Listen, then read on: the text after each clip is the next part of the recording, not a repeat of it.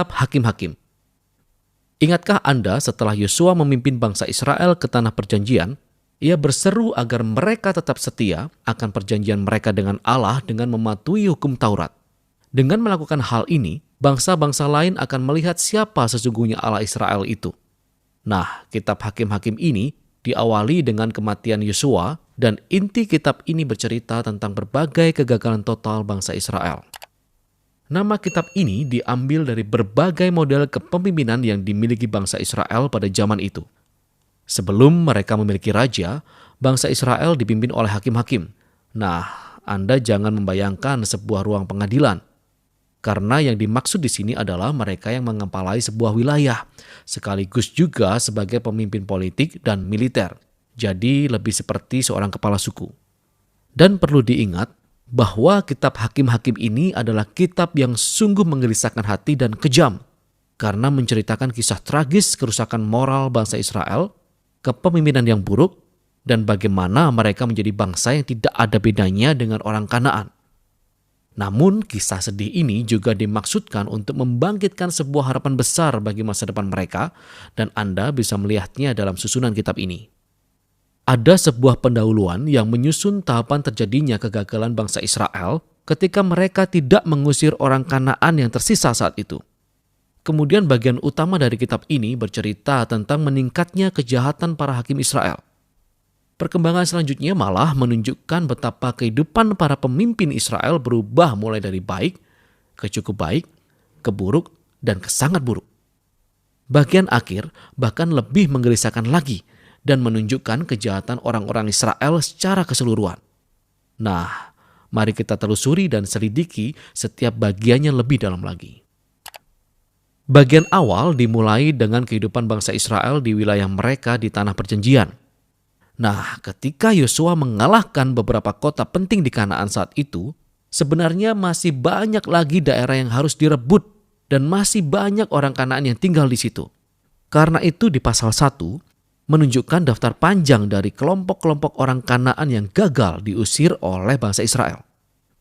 Nah, ingatlah bahwa alasan utama mengusir orang Kanaan keluar agar supaya bangsa Israel terhindar dari kerusakan moral dan cara orang Kanaan menyembah dewa-dewa mereka dengan menyerahkan anaknya sebagai korban. Allah memanggil bangsa Israel untuk menjadi orang yang kudus, dan sayangnya itu tidak terjadi. Pasal 2 menjelaskan bagaimana Israel dengan mudahnya hidup berdampingan dengan orang Kanaan dan mengadopsi semua praktek budaya dan agama mereka. Dan hampir keseluruhan pasal, kita diberikan sebuah gambaran terhadap segala sesuatu yang akan terjadi di dalam keseluruhan kitab ini. Nah, menurut si narator, bagian sejarah yang terjadi di bangsa Israel saat itu merupakan sebuah rangkaian siklus yang melingkar seperti spiral. Jadi bangsa Israel menjadi seperti orang Kanaan dan berdosa melawan Allah, lalu Allah mengizinkan mereka dikalahkan dan ditindas orang Kanaan. Akhirnya, bangsa Israel menyadari kesalahan yang mereka lakukan dan bertobat. Kemudian, Allah membangkitkan seorang penyelamat, seorang hakim, dari antara orang Israel yang akan mengalahkan musuh dan membawa mereka ke era yang penuh kedamaian. Namun, akhirnya bangsa Israel kembali berbuat dosa. Dan kemudian hal serupa terjadi lagi. Secara tidak langsung, siklus ini menggambarkan pola dan alur selanjutnya dari kitab ini. Dan terus terulang dalam setiap kisah 6 hakim utama yang diceritakan di sini.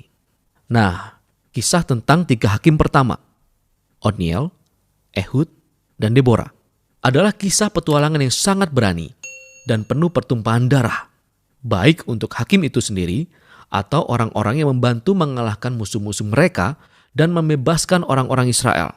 Sedangkan kisah tentang 3 hakim selanjutnya lebih panjang dan berfokus pada lemahnya karakter mereka yang makin hari semakin buruk. Nah, Gideon, dia memulainya dengan cukup baik. Meski awalnya dia seorang penakut, tapi kemudian dia percaya bahwa Allah dapat menyelamatkan bangsa Israel melalui dirinya. Sehingga dia mengalahkan tentara Midian yang besar hanya dengan 300 orang, sambil membawa obor dan kendi. Namun Gideon sangat pemarah dan membunuh sesama Israel lainnya karena tidak membantunya dalam peperangan. Dan lebih buruknya lagi ketika dia membuat sebuah patung berhala dari emas jarahan yang dirampasnya dalam peperangan. Dan setelah ia mati, bangsa Israel menyembah patung itu sebagai Allah mereka. Dan siklus itu pun terjadi lagi. Hakim penting berikutnya, Yefta, seorang perampok kejam yang tinggal di atas bukit. Dan ketika kehidupan di Israel semakin buruk, para pemuka Israel datang dan memohon bantuannya. Nah, Yefta adalah seorang pemimpin yang sangat ditaati. Ia memenangkan banyak pertarungan melawan orang Amon. Tapi sayangnya dia tidak mengenal Allah Israel. Dia memperlakukannya seperti Allah orang Kanaan. Dia bersumpah mengorbankan anak perempuannya jika dia memenangkan peperangan. Kisah tragis ini menunjukkan betapa dalamnya bangsa Israel telah jatuh. Mereka tidak lagi mengenal karakter Allah mereka sendiri, sehingga menggiring hidup mereka kepada pembunuhan dan ibadah palsu. Hakim terakhir, Simson, dan sejauh ini adalah yang terburuk. Awal hidupnya sangat menjanjikan, namun dia tidak menghormati Allah Israel. Hidupnya sembarangan, kejam, dan sombong. Dia menang telak dalam pertempuran strategis melawan bangsa Filistin, namun mengorbankan integritasnya, dan hidupnya berakhir dalam kerusuhan sebuah pembunuhan massal. Nah, ini catatan pentingnya. Anda perhatikan ada sebuah tema yang berulang di sini, bahwa pada saat-saat tertentu, Roh Allah memberikan kuasa kepada setiap hakim-hakim yang hidupnya kacau balau ini untuk membawa keselamatan yang besar. Kenyataan bahwa Allah memakai orang-orang ini tidak berarti bahwa ia mendukung semua pilihan dan tindakan mereka. Allah berkomitmen untuk menyelamatkan umatnya, namun ia harus bekerja sama dengan para pemimpin yang lalim ini. Keseluruhan bagian ini menunjukkan betapa buruknya kehidupan yang mereka miliki. Anda tidak bisa lagi memisahkan orang Israel dan orang Kanaan. Dan itu hanyalah para pemimpinnya. Bagian akhir menunjukkan titik terendah dari bangsa Israel secara keseluruhan. Ada dua kisah tragis di sini yang ditulis bukan untuk mematahkan semangat bangsa Israel, namun disusun menurut sebuah frase penting yang diulang 4 kali. Pada zaman itu tidak ada raja di antara orang Israel, dan setiap orang melakukan apa yang benar menurut pandangannya sendiri.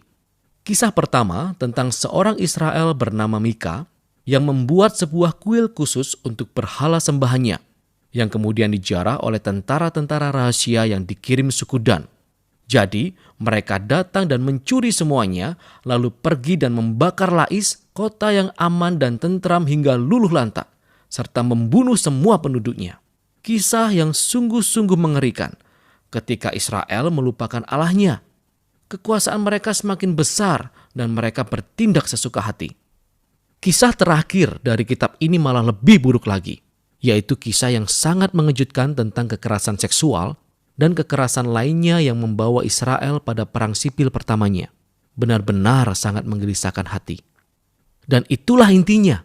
Kisah-kisah ini adalah peringatan bahwa kejatuhan Israel yang berakibat pada kehancuran diri mereka sendiri adalah akibat karena mereka berpaling dari Allah yang mengasihi dan menyelamatkan mereka dari perbudakan di Mesir.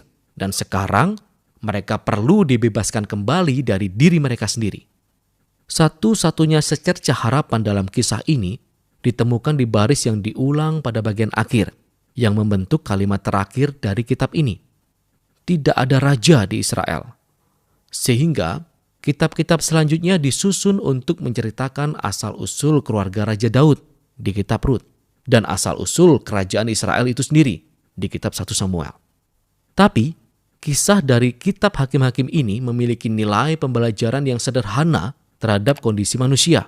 Namun pokok utamanya ada pada kasih karunia Allah untuk mengirimkan seorang raja yang akan menyelamatkan umatnya.